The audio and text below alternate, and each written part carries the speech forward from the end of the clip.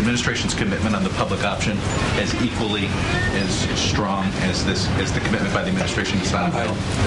I think I've answered this like 12 times. I will restate again. The 13th time. Here we go. Ready? So the answer is no. You don't. Go ahead. Ready? Yes, sir. The president. I'll go slow.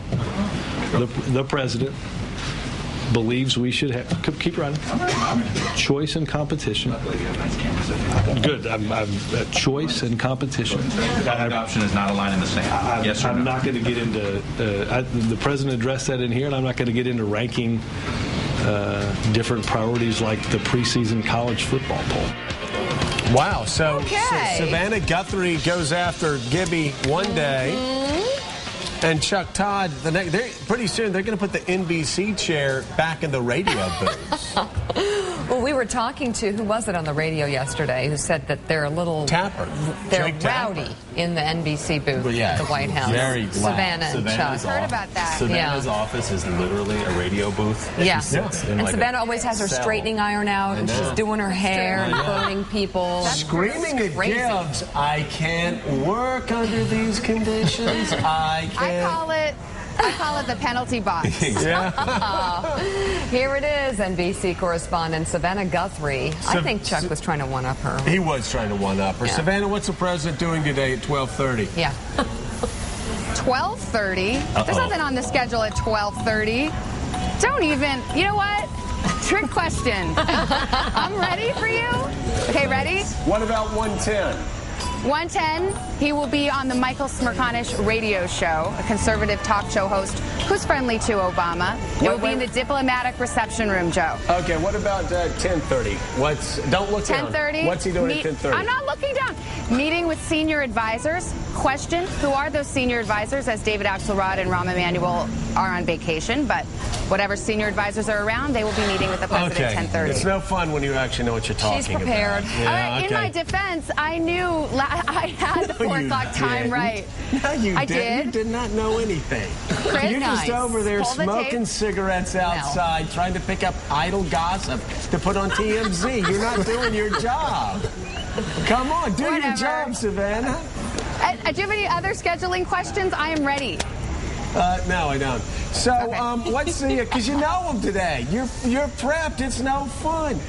So what's going on at the White House today? What is the message of the day on health care?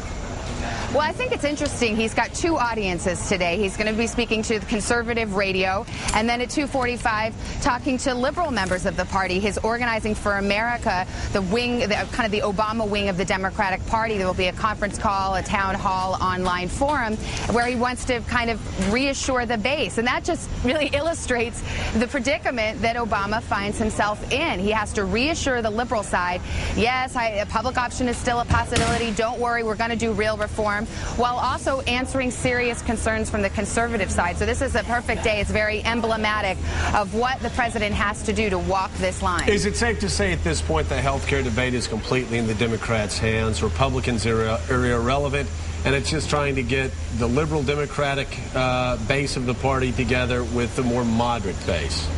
I think there is a realization and a recognition here that the hopes of bipartisanship, a hope of a bipartisan deal, is growing dimmer by the day by virtue of some of the things that have happened over this August. I mean, officials here will tell you it's not that we don't want a bipartisan deal. It's just listening to what Grassley and others have said, the way the town halls have evolved. It seems clear to them they're not sure Republicans are serious about working on a deal. I think one thing that really struck them was no sooner than the public option, the notion that it wouldn't be part of the bill was floated out there, and then people started talking about the co-op. You had some Republicans like Cantor, Congressman Price coming out saying, well, the co-op's not good enough either. So I think that's kind of fed into this feeling here at the White House. Look, Republicans don't want to do health care reform. They're not going to deal with us, so we're going to have to go it alone. So I think there is a realization that that's a more likely outcome than it was perhaps a month ago.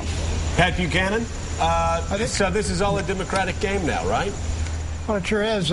What Savannah is saying basically is the game's up to the Blue Dogs. If they hold out against the government option and the liberals say we won't go along with something that doesn't have a government option, you're not going to get anything.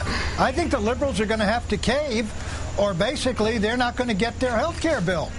Maria, Yeah, that's what I was trying to ask Pat earlier. What are the implications if, in fact, they go forward, even in the face of all of this skepticism? And what you're saying, Pat, is that we're not going to get anything if that's the case.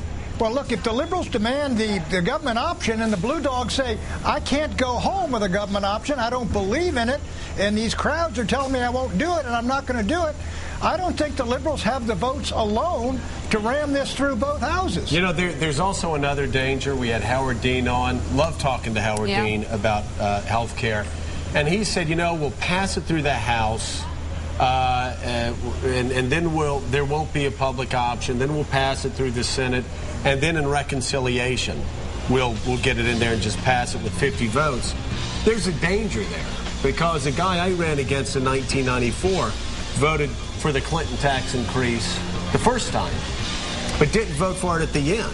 But that didn't matter. I took that one vote where he voted for the tax increase and helped it pass in the process, and that's just what I hammered over and over again. So if a blue dog Democrat votes for a bill without a public option, but in the end the president signs a public option, politically, it's the same thing. In the campaign. So these blue dogs are in a horrible position, John. Yeah, well. Yeah, and ironically, we talked about. And when I say horrible position, I'm just talking about politically it's a tough at position. Home. And again, we talked about this before. They were brought in to help the Democrats in these places where they could be competitive with Republicans.